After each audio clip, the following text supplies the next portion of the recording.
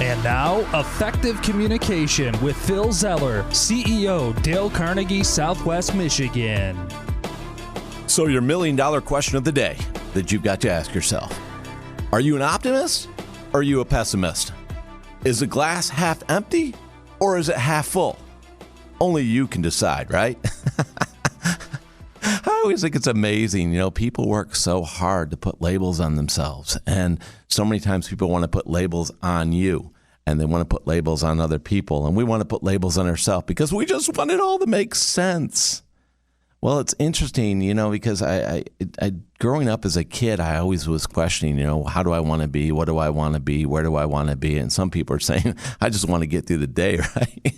So it all depends on how you were brought up and what you lived through and kind of how you viewed things and what was the environment that you lived in and what was the frame of that environment and the way that people acted and reacted to situations. Was it positive? Was it negative? Was it optimistic? Was it pessimistic?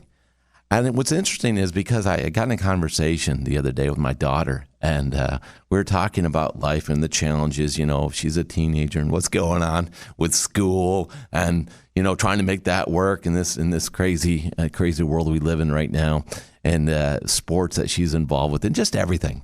You know how it is in life. You got a million things coming at you. You're living it every day. I'm preaching to the choir here.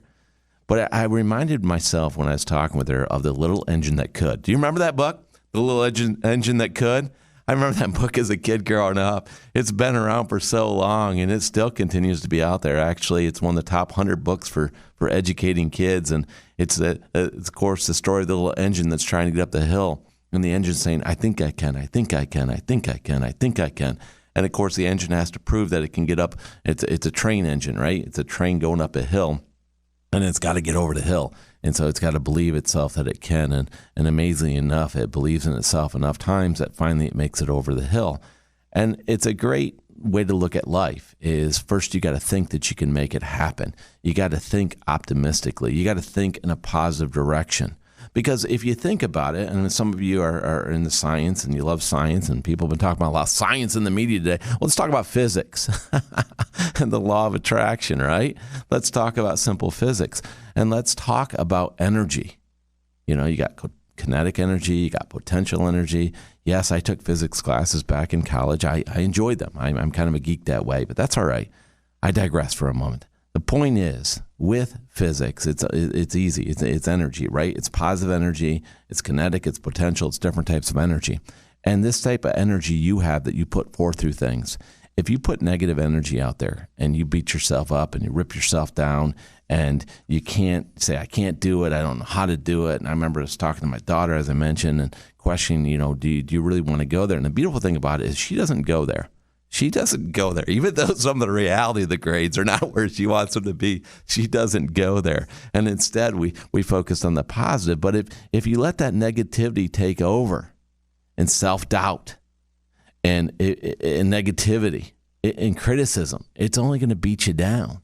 And it's going to set you up for failure. You don't want to set yourself for failure. You want to set yourself up for success. So look at that energy that you're spending.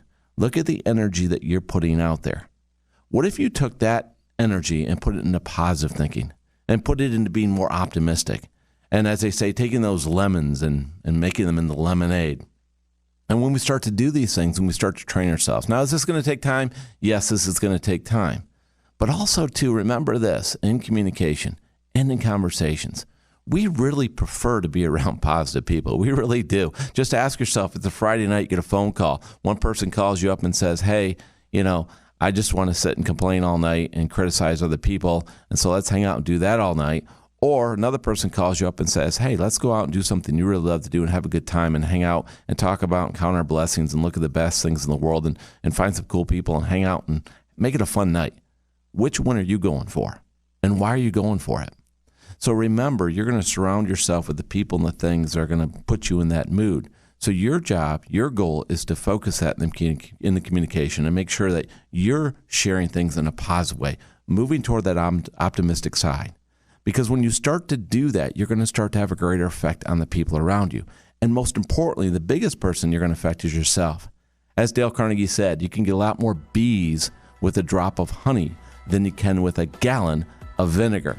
So my challenge to you, Go out there, focus on being positive, focus on being optimistic, and you'll find what you're looking for in this world by your choice. Now go make it happen.